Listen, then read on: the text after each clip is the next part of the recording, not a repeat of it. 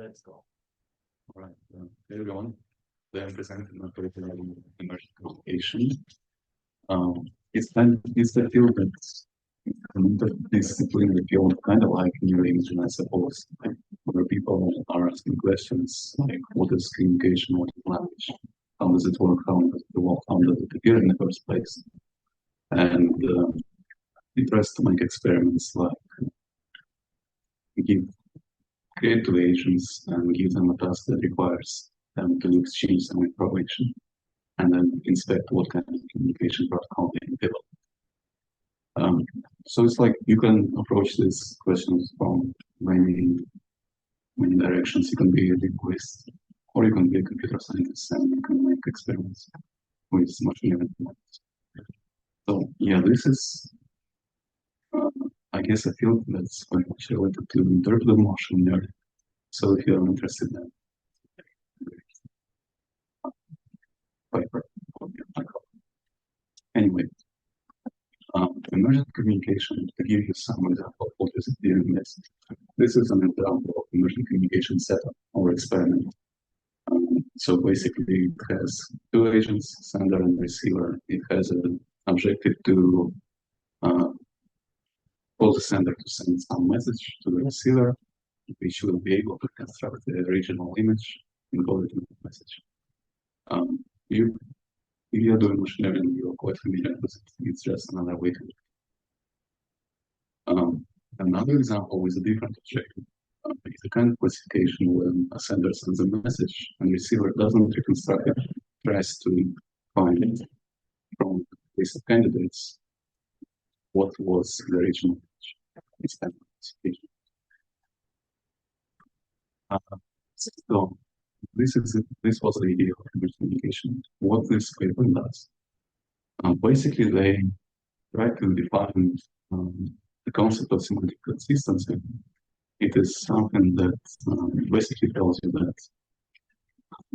if something was mapped to the same message, then if two inputs were mapped to the same message, it should mean that those inputs were somewhat similar in some sense.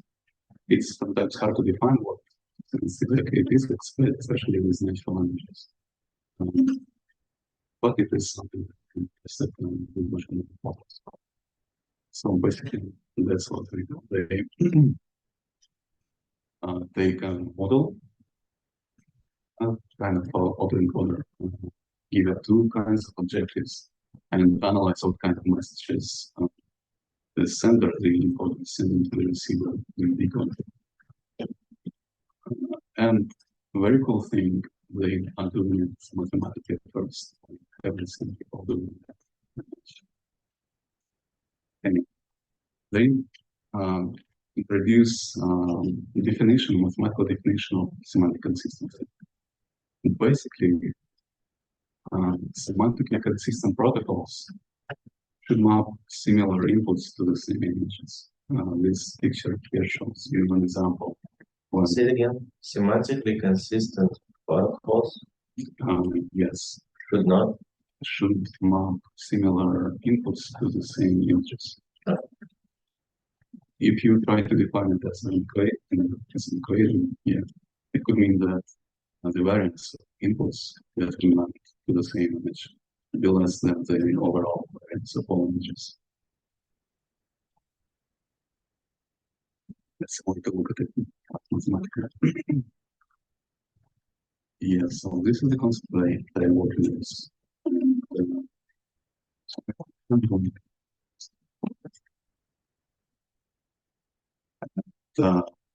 They consider it on a test model, this encoder-decoder architecture with two different setups, reconstruction and discrimination.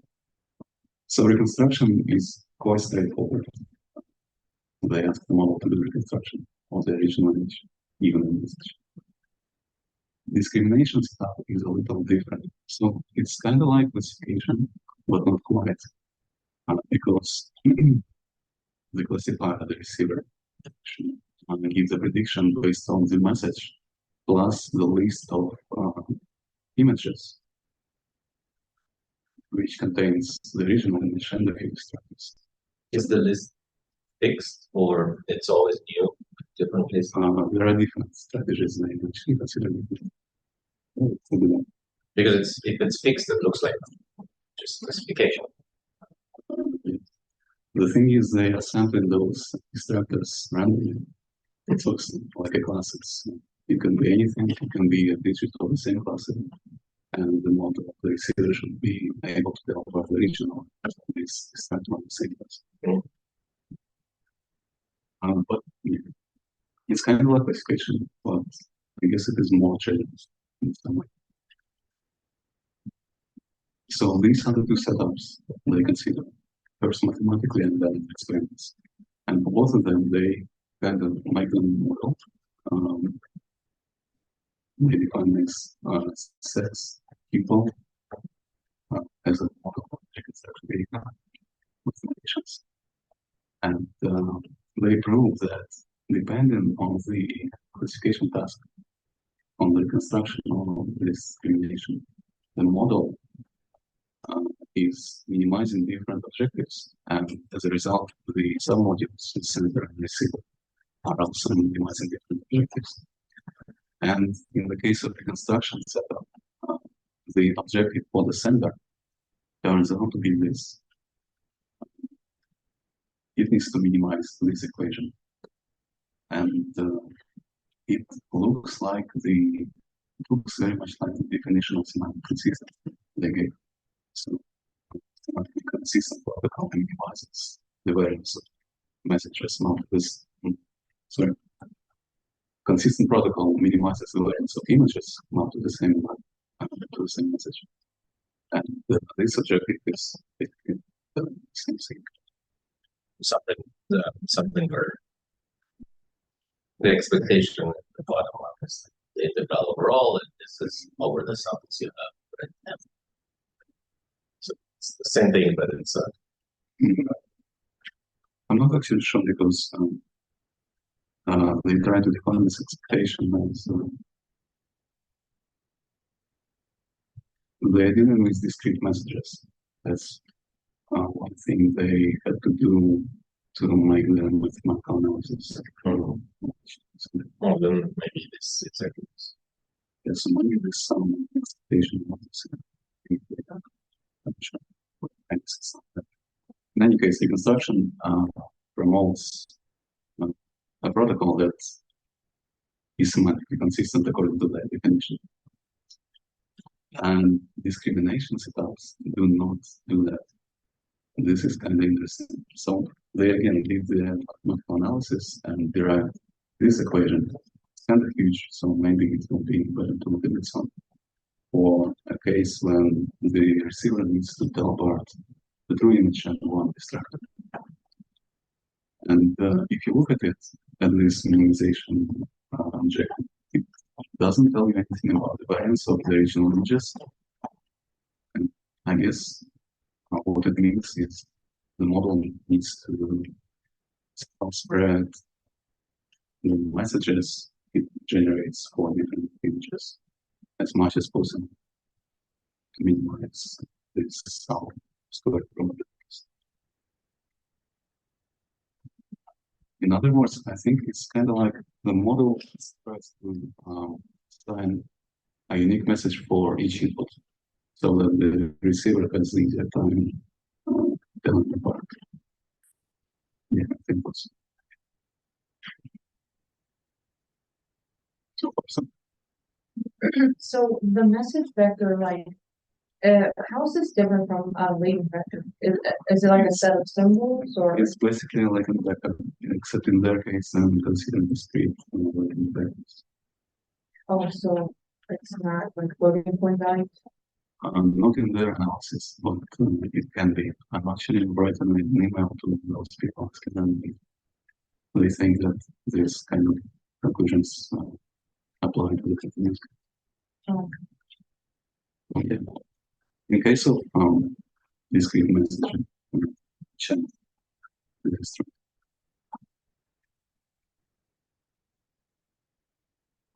and the dimension estimation can be quite big. Yeah.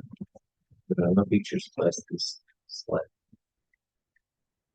So they considered a few other applications. So the original game, discrimination game, involved a receiver who needed to tell apart the target image and randomly sample extractors, a few randomly sample extractors. And variation of this game can be to use all of the images in the data set as extractors. And in this case, the model of the sender is slightly different objective. It's maximizing the mutual information between the input images and the messages it generates for them. There is a case of supervised discrimination where they take the extractors that totally have different label. So it's not totally like if the target was 2, there are no 2s, other 2s in the extractor list. And classification case is kind of like an attempt to do classification of this discrimination game. I'm not sure if it's really the classification as we understand it, but I think it's getting close to it. And in the case of classification, the model maximizes the mutual information with messages and the labels of the images in the images themselves.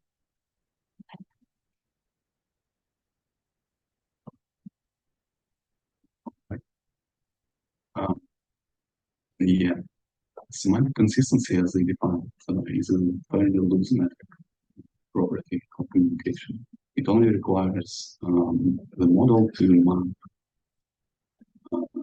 similar images, similar inputs to the same message. But it doesn't say anything about the messages that are close in the message space, but not close. So they introduce a kind of way to the distance between the messages and to this definition. They call it spatial meaningfulness. So basically, it's expansion of semantic consistency in a way that it requires the model to minimize this variance of images that are not just to the same image, but not to the same message, but to the messages that are close in the message space. I guess that's something like that. Not too clear. So look at this and compare it to this. In the case of semantic consistency, it only considered the images inputs that are not to the same message. And here, it also requires that images that will map to messages that are close, but not the same, will also be somewhat similar.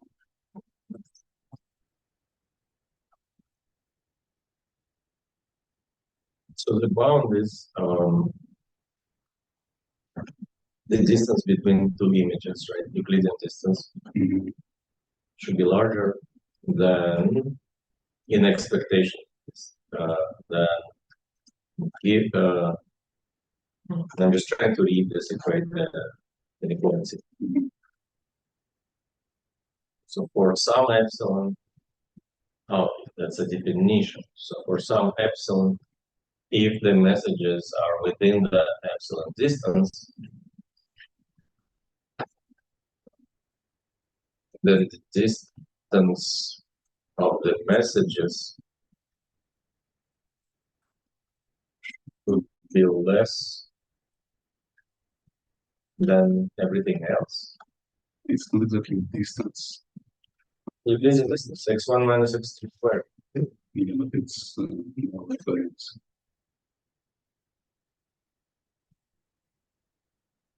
It's squared Euclidean norm, which you can think of variance here.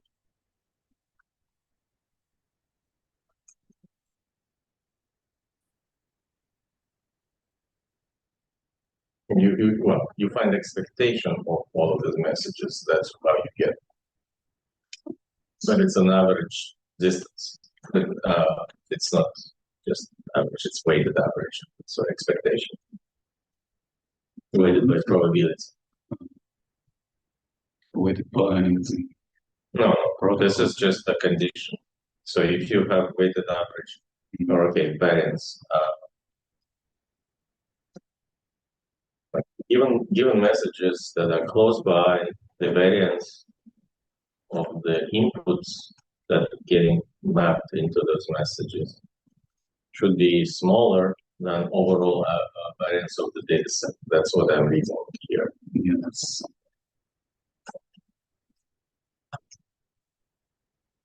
So before it was variance, the diversity of images that are mapped to the same message should be less than the variance diversity of images.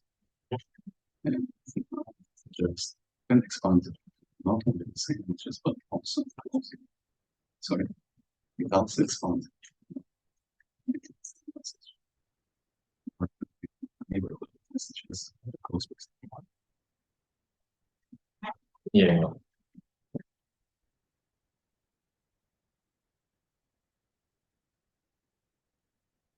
So they're trying to establish somehow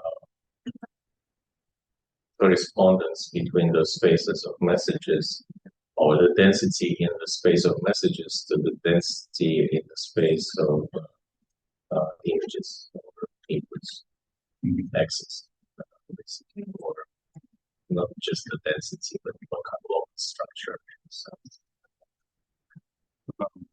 I guess it's say why they assume that this property, spatial meaningfulness, consistency is inherent to the natural languages.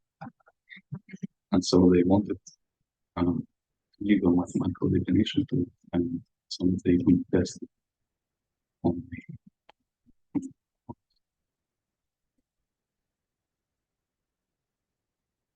even this definition,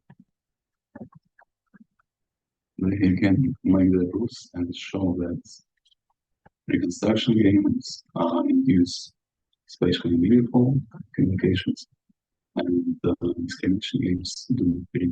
the statement about natural languages doesn't make sense to me. Well, because you can swap one letter in a word and get completely different meaning. So at a distance will be close, but the word, like, there is no proximity in the word space that reflects in the meaning space.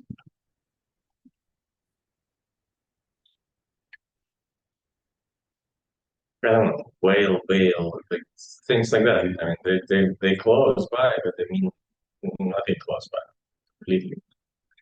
With a tiny change, the meaning changes completely. So there is no. I mean, I understand what they're trying to do, maybe, but I don't agree with the analogy to the language because I don't see even a single example where they are right. maybe if you look at the natural language as nodes, like letters and words, about the semantic meaning, so No, semantic meanings are already somewhere. Could they be looking It's at not. the of the words? No. Still, even then, I mean, yes, yeah. Like if you go by rules, and stuff like that, but the words, I think. I think it just means that the Euclidean distance is a measure of similarity. Yeah. Close one, they are not the same. Yeah, exactly. But I thought you just said really motivated by it's Well, I guess they needed to start with something, and Euclidean distance is something that makes sense. but not for natural language. Yeah. So, it's, Yeah. Maybe they're just saying this vector embedding, semantically meaningful vector embeddings should be close by for close by images. mhm. They don't have to be. maybe there is some kind of a Fourier's helix, where they better structured, but they're kind of going against the Peter lesson. They're trying to impose their understanding of natural language, which is incorrect, as we just saw. But okay, we can assume something. Yeah, that's fine. Let's assume something. So they're saying those messages, they're kind of thoughts in a sense that they're pure representation of semantics. They're not, but they're using them as words. But they're sending it to decoder. Yeah. Okay. Anyways, we stuck on this for too long. I understand what they're doing. I understand the inequality, but I don't agree with the interpretation or motivation. Yeah, I think their motivation actually was this for semantically consistent protocols to groups of similar inputs and demand to very different messages. So they introduce special meaningfulness, and I'm not sure if it's actually fixing it. So it is still possible that the groups of similar inputs will be mapped to very different messages. In this case, I guess, at least it tells us that if something is not too close to messages, it shouldn't be something.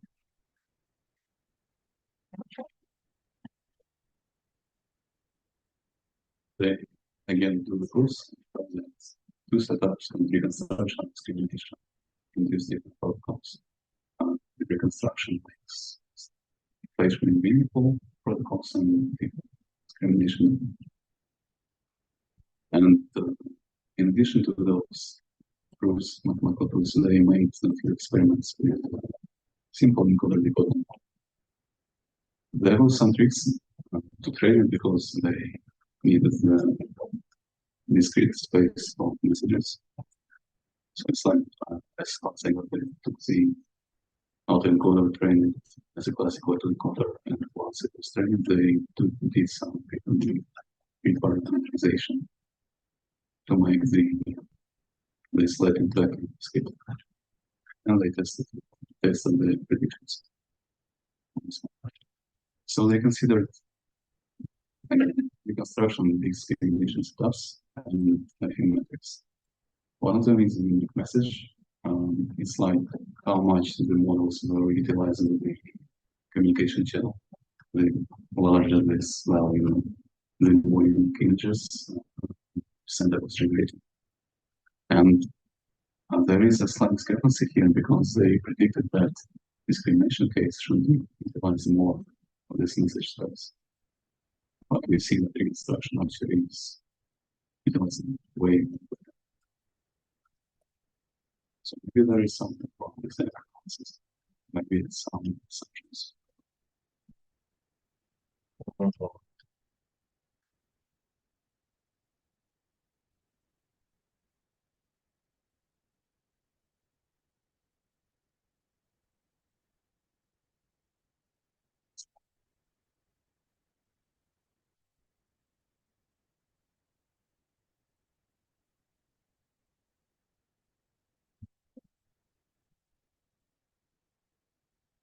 So they basically train this like a classic book code, and then they just throw away the decoder part, and then like map the whole data set to this message space. Then they retrain the sender and receiver somehow to optimize this language or something. It kind of depends on the setup. In the case of reconstruction, they take the decoder and the encoder and just do something in the bottom. So it's the same ways. For discrimination, they modified some problem to make it include discrimination. It was a quest because training something is a discrete message communication channel. So they had to do this first continuous training and then reparameterization. It's called, I think, Gumball softmax I didn't quite figure out what it is, but it seems interesting.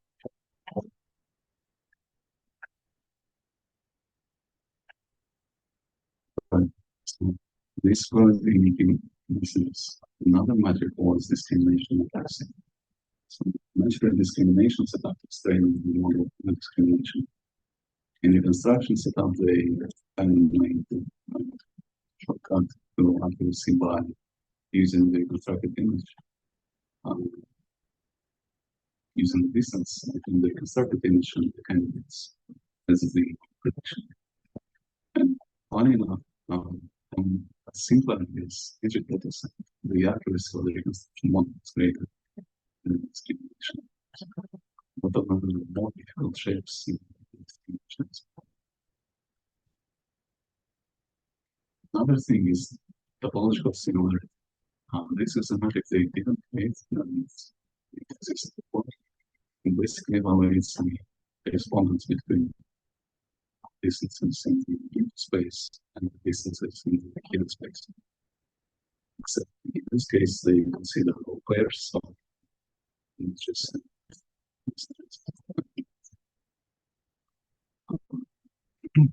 The semantic similarity they introduced only considers the messages, the interest points.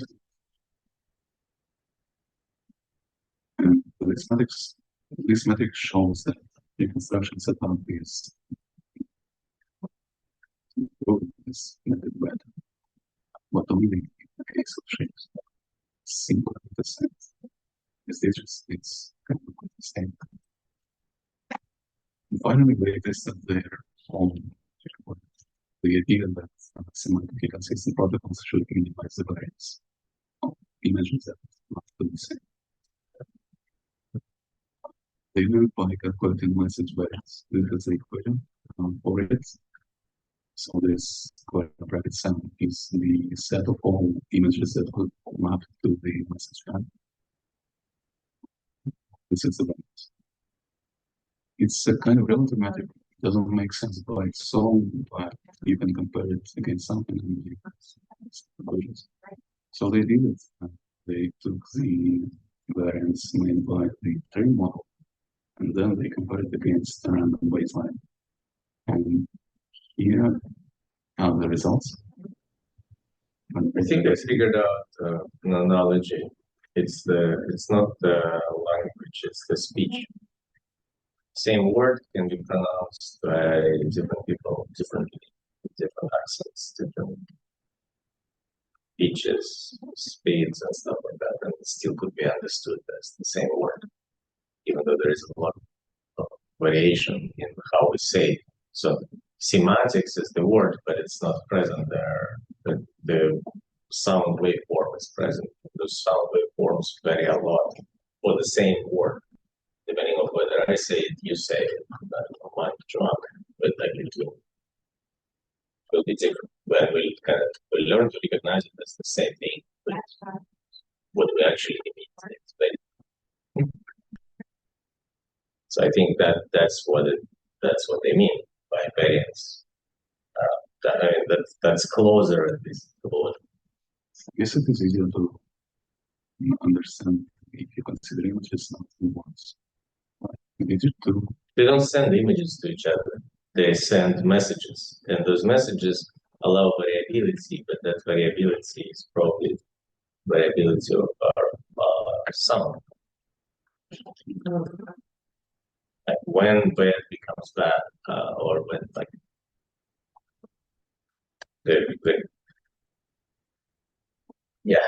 it doesn't work when the words change because the meanings, even though the semantic space or semantics, the sound space is close by, but it's very different. But then, again, it breaks all of their nothing here applies to communication, the way we communicate the language. I don't know what they want. Maybe they're chasing a wrong idea. Why those messages of different semantic content should be close by, or similar semantic content should be close by. Why? Yeah, I guess it's just not clear what language is and they're trying to come up with text definitions that they could test. They kind of going with word vectors and things like that with the statistical space of the language, because human language, including words, including frequencies, is optimized for environment, for transmission, not exactly for close by the meaning. In wet environments, we have tonal languages that thrive and evolve in dry environments. Tonal languages don't travel too far, and etc. Like things like that. So we have other constraints that those people not looking. They're looking at word-to-vec kind of style. Oh, this vector semantic close by. It's a Wittgensteinian idea.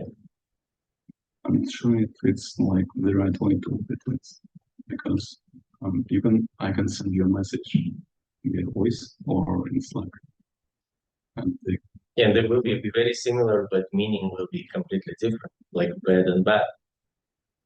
No, the meaning will be the same, but the inputs will be very different. No, but they're not doing that. They're saying within the same vector space, right? Just maybe when we are talking about natural communications, we are not exchanging words on the sounds, but the meanings. No. No, we do not exchange the meanings. We hope to elicit the meaning, but what is sent, the language, the messages themselves, they don't have even I'm trying to come up. Sorry, it's just like the only thing I like. Yeah, they are trying to reconstruct the representation space, and they call it messages. So they want the model to learn word vectors, which in semantic space, latent, which we don't have access to. I mean, we have implicit access to as a society, not fully in our single head. But whatever we communicate to each other doesn't have those properties, even close. Oh, it does intrinsically though. I mean, we say something to each other, the meaning is there, but it's not explicit. No, but they're working. They're working with this proximity of the meanings, right? As of if the concepts are close by, or not the concepts, sensory input. Let's call X. Let's generalize X to any sensory input. If they're similar, then the words should be similar. We don't see that at all. Yeah. But the concepts in our head, which are latent, we never visualized them. We never extracted them. We don't have a library of human concepts anywhere. I don't even know if you're not like if you have a consciousness, right? Yeah. Well, the worst case, like, well, I mean, not the one. I don't know even if I have consciousness. So what's like we have no idea what's inside. It's just a shell. It's a shell.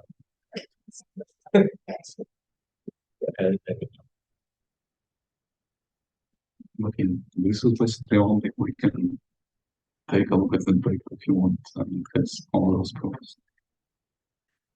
Or we can discuss. I like their paper because it applies to interpretability a lot and it generalizes or applies to any deep learning model because in my head, in my kind of internal view, any model can be split into encoder and decoder, which exchange messages. Mm-hmm. It doesn't have to be all encoders, any LLM, any CNN, any model is you can say, okay, well, this is an encoder, this is decoder, and there is message exchange, and that's your language, right? That they talk to each other, and this is it. I guess it starts making sense when you need to have those messages, those representations positive and something.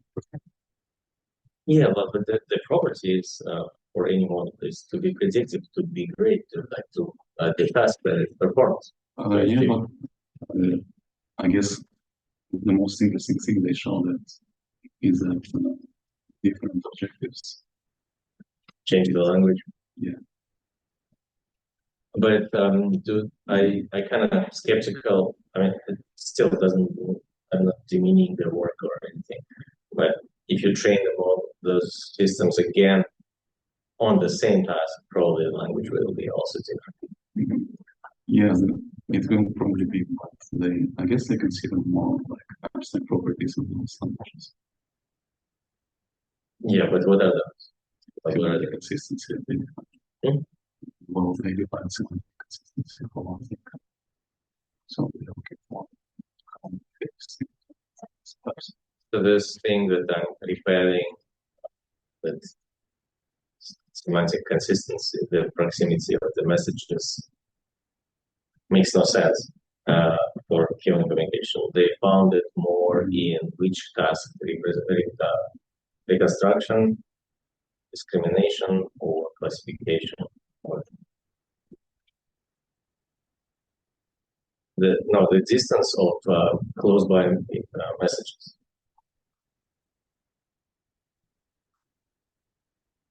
This is the task, how well it performs the task. Like how well is it spatial, epsilon spatial, something, I forgot what they call it. Spatial meaningfulness. Yeah. Where is the epsilon spatial meaningfulness? In which of the three tasks it actually holds? Do you know? Do you remember? It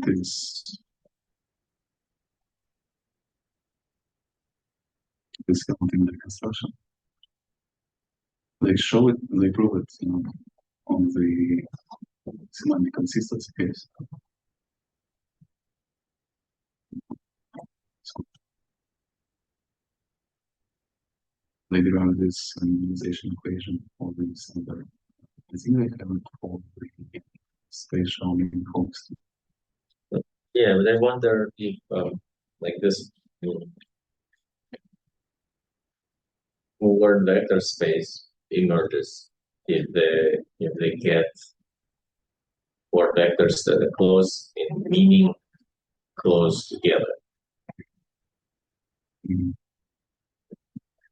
I don't think they can people they have this Message variability overall.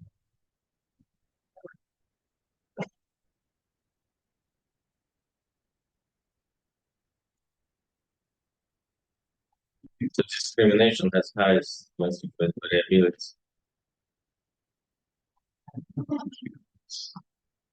So and it is supposed to be bad.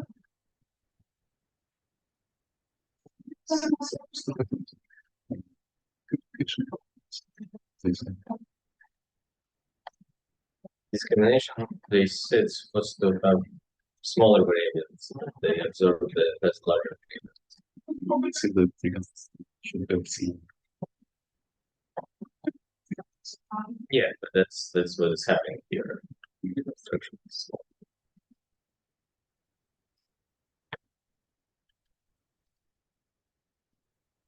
I think the strangest thing that is the minimization objective discrimination. I interpreted it as like the sender should try to spread out as many inputs to as many different messages. Yeah, that's all too. It's, that spreads it out. What does it mean for the receiver? That it like has a space where the message is very much correlated with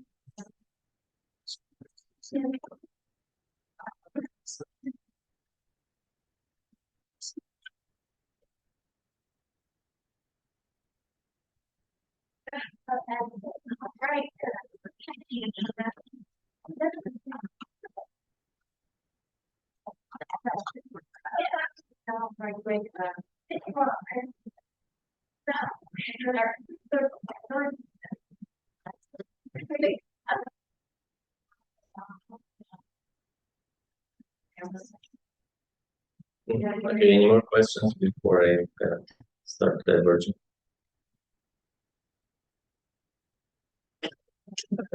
Any questions online? Alex had a comment about the equations.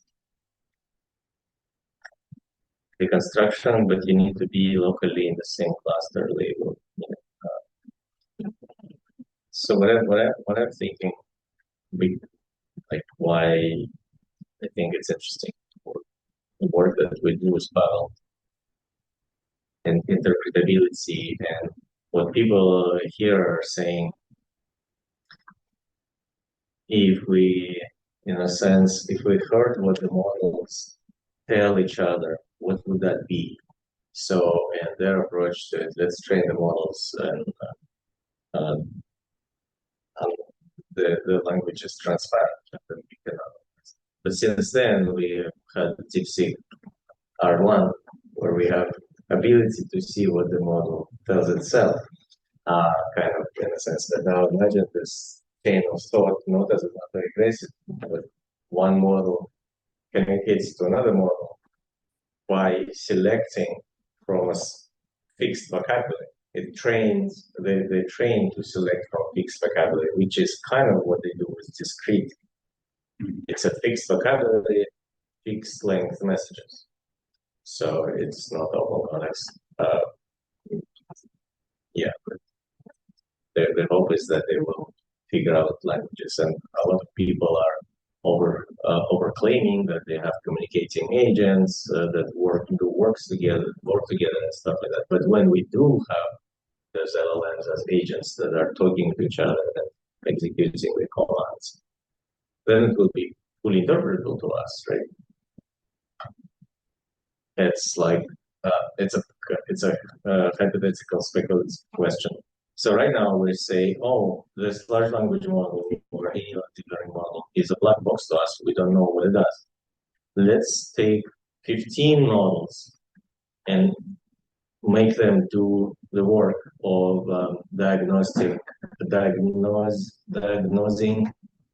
cancer state, breast cancer in the tissue scan or something, in a way that neither one of them can make a decision. The decision can be made only collectively based on what they tell each other. And then we have full protocol in the language that we can understand how the decision was obtained based on what. Because we construct a system such that they send text to each other, and then will it pass the test? Oh yeah, now it is interpretable, even though the LLMs are as black boxes on our heads to us. Like we don't know what's inside, but because the only information flow is those interpretable messages. If something went wrong, a cancer was missed, we can go back to this brain dump of what they told each other. Chinese Communist Party. And then we can see, oh, here's where it went wrong because blah blah blah. Would it be? What do you think? Will it pass an IRB or FDA approval? Would it? Just throwing it out there. It's not a test. I don't know the right answer. It's back to the question of what does it mean to be interpretable? Because doctors themselves are not. They can post hoc rational. Humans are not interpretable. I can post hoc rationalize to you all of my actions. Doesn't mean that I had those intentions. It's like I don't know why I did that, right? Yeah. But I can think about it and come up with something plausible and tell you smiling and like straight face, and maybe you'll believe it. I don't know. That happens to people who have detached left and right hemispheres. But yeah, exactly. We know and we do. Yeah, one that does the action does whatever it wants, but the guy that has to speak now has to justify everything. Why is doing even though it has no control? Their version. It is. Yeah. Why do we before even epilepsy? Sometimes, yeah. Required, but people think yeah. I think the same thing's true with the outliers. At least the one that suck. Campbell softmax is kind of a way to get to a discrete multinomial distribution in a this differential way. But I guess it's still not great for training. Considering it's complicated. We're using it in our latest clear paper, and I don't know. written out by the work. Yeah, but, It keeps going back. yeah, a lot of tricks. And well, it's already gumball magic trick. Oh, Max. Okay, gumball Max. It's already called magic. Okay, then we're done for today. Thank you, Pavel. That's interesting. And again, even though this paper seems to be like very narrow focused on the messages, that I think it applies to all interpretability of different models.